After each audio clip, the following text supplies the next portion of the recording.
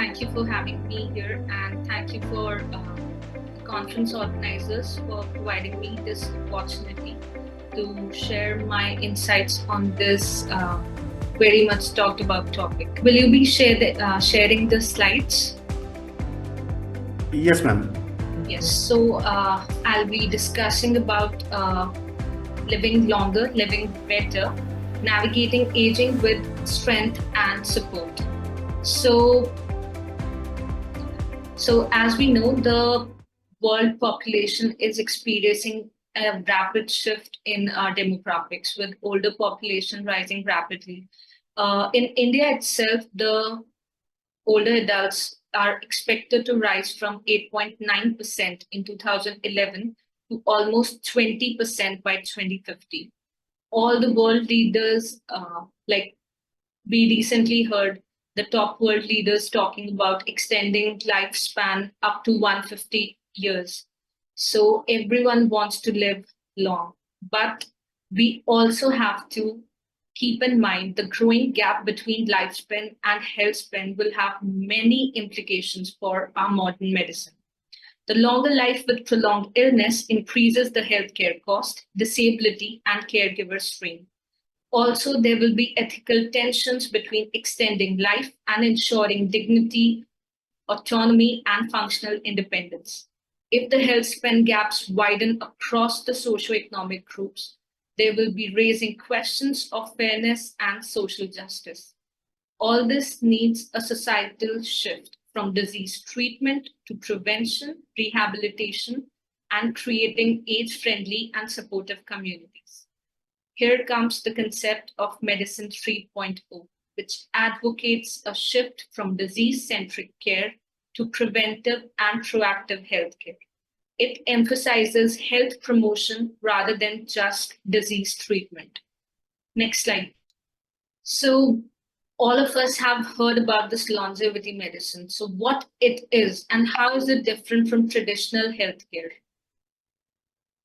Okay, so longevity medicine is an emerging field of medicine that aims to improve the length and quality of life for individuals. It focuses on extending the human lifespan and health span, that is, the number of disease free years we live. The National Academy of Medicine defined healthy longevity as years of good health approach the biological lifespan with physical, cognitive, and social functioning that enables well being. All these are essentially the components of healthy aging as well.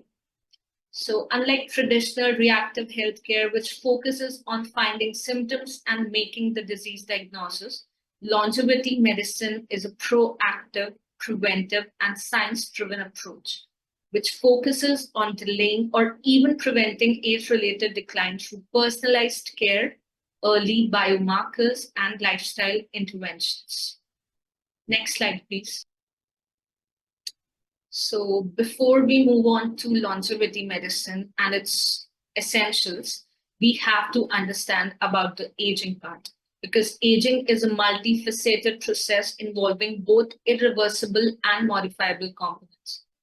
Amongst the 12 established hallmarks of aging, genomic instability is largely irreversible, while epigenetic alterations, mitochondrial dysfunction, gut microbiota dysbiosis remains the most modifiable. Geroprotectors, including the pharmacological plus lifestyle approaches, are showing significant anti-aging potential. We'll be talking about them in detail in the next few slides. A confluence of geriatric care, geroscience, bioinformatics, and emerging technologies like artificial intelligence and deep learning are paving the future of aging science. Next slide, please. So this picture is showing us the essential practical pathways to longevity. Longevity includes nutrition, sleep patterns, exercise routines, diet, stress management, hydration, mental health, community, and social connections. Everything matters when it comes to longevity. And we'll be talking about all these in the next slides. So first, we'll be discussing about the evidence-based lifestyle strategies for longevity. So calorie restriction and exercise are the most robust tools to increase both our lifespan and health span. Next slide, please. So calorie restriction is the most studied and effective intervention, with the calorie trial, which concluded in 2019, showing benefits in slowing down not only the aging process, but improvement in metabolic markers such as insulin sensitivity, lipid profile, blood pressure, and psychological and cognitive health. However, in older adults, especially in India, where undernutrition is still a concern, these methods must be adopted cautiously because calorie restriction is found to be associated with reductions in bone mineral density, muscle mass, and muscle strength, likely increasing the risk for sarcopenia and frailty in later life. A modified time restricted feeding with adequate protein and calories might be safer than strict calorie restriction. Next slide, please. So this slide is showing us the evidence-based exercise strategies for maintaining strength and function in older adults. So all of us hear from our doctors that we have to exercise, but older adults don't know which exercises should they adopt. Most of my patients, they only think that walking is sufficient, but no, that's not the case, because resistance training is must for maintaining muscle and bone mass. Aerobic exercises like walking or cycling is also needed. And third will be balance and flexibility exercises like yoga or Tai Chi that will essentially help in prevention of falls. So all these three exercises are needed in older adults. The recommended time for exercises is 150 minutes per week for moderate intensity exercises and 75 minutes per week if you are performing vigorous exercises. But even in my opinion, 20 to 30 minutes a day can significantly reduce the risk of chronic disease and disability, because in older adults, consistency matters more than intensity. Next slide, please. So, what are the psychological accelerants of aging? Poor sleep, chronic stress, and lack of social connections can accelerate the aging process, increase the risk of age-related diseases, and shorten our lifespan. Stress can trigger or accelerate various hallmarks of aging, including cellular senescence, inflammation, telomere shortening, and DNA damage. Poor sleep impairs immunity and cognitive health. Social isolation increases risk of depression, dementia, and even mortality. Creating meaningful connections, mindfulness practices, and sleep hygiene can have as much impact as medication on long-term well-being. So in our traditional culture, intergenerational living, spirituality, and community engagement were powerful and underutilized tools for aging well. Next slide, please. So this slide is showing how we can promote longevity through diet. Life expectancy can increase by up to 10 years following sustained shifts towards healthy diets. Most common phytochemicals that are talked about include resveratrol, quercetin, curcumin, and spermidine, all affecting the aging pathways in some way or the other. So there are many recommended diets that we can find online, like most talked about is Mediterranean diet, planetary-based diet, Okinawa diet, as you can see in this image.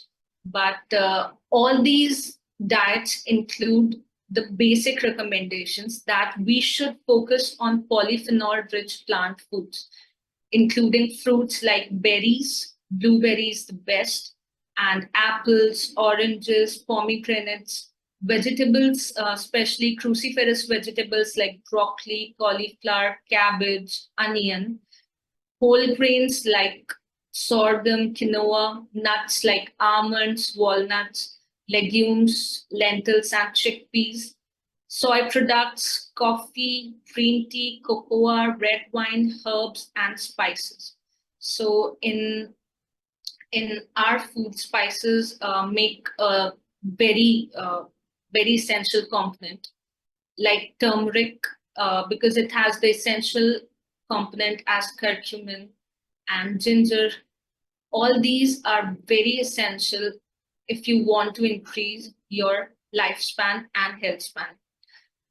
The fatty fish, including salmon, can be consumed. Poultry and dairy products should be consumed in moderate amounts. Healthy fats that can be consumed include olive oil and canola oil that can be used for cooking. We have to essentially remember that we should limit red meat, processed meat, sugary beverages, refined carbohydrates, and fried food in our diet, because all these are not essential if you want to live longer and healthier. Next slide, please. So, the pharmacological interventions and the anti-aging drugs. So, there are many drugs that are going rigorous trials, animals and humans. Phase 1, phase 2 trials are being performed, and anti-aging drugs, many are being studied, but from the review of literature, the true drugs that are most talked about are metformin, which is showing promise, particularly in modulating the nutrient sensing pathways, as evidenced by the ongoing TAME trial. And rapamycin, although it has produced mixed results, it holds promise in combating sarcopenia, and it has showed anti-aging potential in animal studies, but more human trials are needed to validate its efficacy as an anti-aging drug that could be used in humans. But we have to remember that we are not yet at a stage where any of these drugs are approved for general anti-aging use as of now. Next slide, please. So now we'll be talking about the musculoskeletal decline in older adults, because over 1.7 billion people worldwide are living with musculoskeletal conditions, which are the biggest contributor to years lived with disability, accounting for 17% of all wildies worldwide. Musculoskeletal decline involves a loss of muscle and bone mass, decreased joint flexibility, and reduced neuromuscular integrity, impacting coordination. All these leads to conditions like sarcopenia, osteoporosis, osteopenia, osteoarthritis, and falls. It is associated with several adverse outcomes, including falls, risk of fractures, functional decline, frailty, and mortality as well. So, the pre-prevalence statistics of the diseases we discussed are sarcopenia accounts for 10% to 16% of the prevalence based on the diagnostic criteria. Osteoarthritis, almost 39% in persons aged more than 55 years and 49% in more than 80 years, the people are experiencing osteoarthritis. The prevalence of osteoporosis and osteopenia is 19.7% and 40.4% respectively. All these are prevalence statistics globally.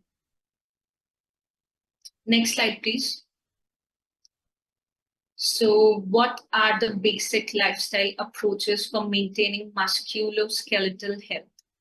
So, first and foremost will be progressive strength training exercises using resistance bands or light weights, balance exercises like Tai Chi, smoking cessation, and limited alcohol intake. Protein intake is very important. 1 to 1.2 grams per kg per day is the recommended allowance, calcium intake of 1200 milligrams per day, and vitamin D intake of 800 international units per day is recommended.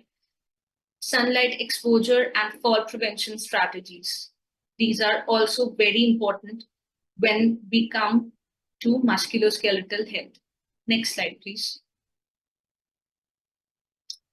So, National Institute on Aging recommends the few fall prevention strategies that can be adapted at home for making our home especially safe for our seniors.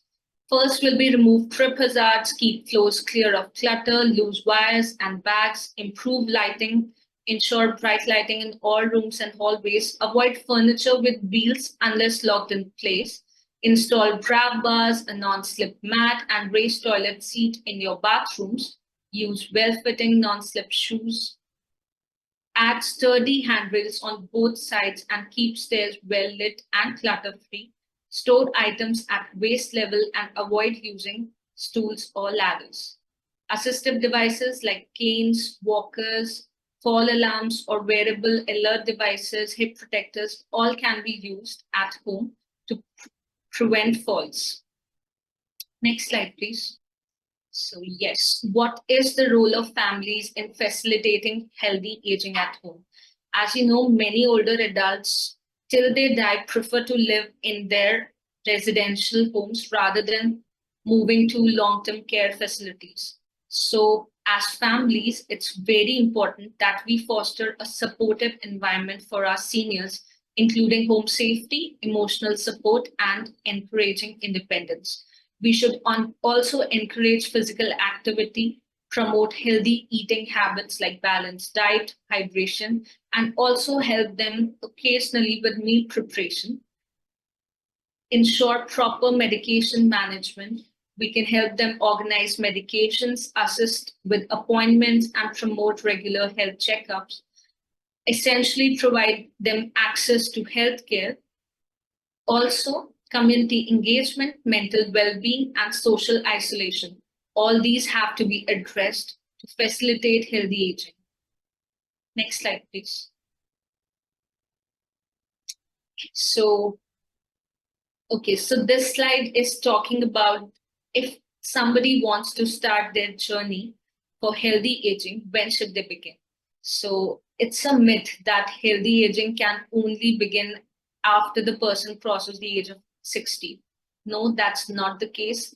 It has been evidenced from studies that midlife intervention starting at the age of 40 or 50 years can make your quality of life much, much better as you age.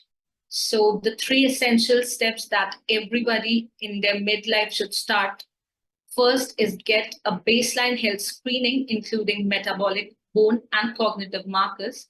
Start a tailored physical activity program, preferably with a physiotherapist, as we have already talked about all the three essential components, including resistance exercises, strength training exercises, and balance exercises. All these are essential, and aerobic exercises. So, next will be audit your daily routine. Sleep, social connection, and diet all matters. So you can begin by fixing any of these areas with small, consistent changes, and your journey to healthy aging and longevity will begin. Next slide, please. So I'll be ending my presentation with this quote by Martin Luther King: the quality and not the longevity of one's life is what is important. Thank you for your attention. Next slide, please.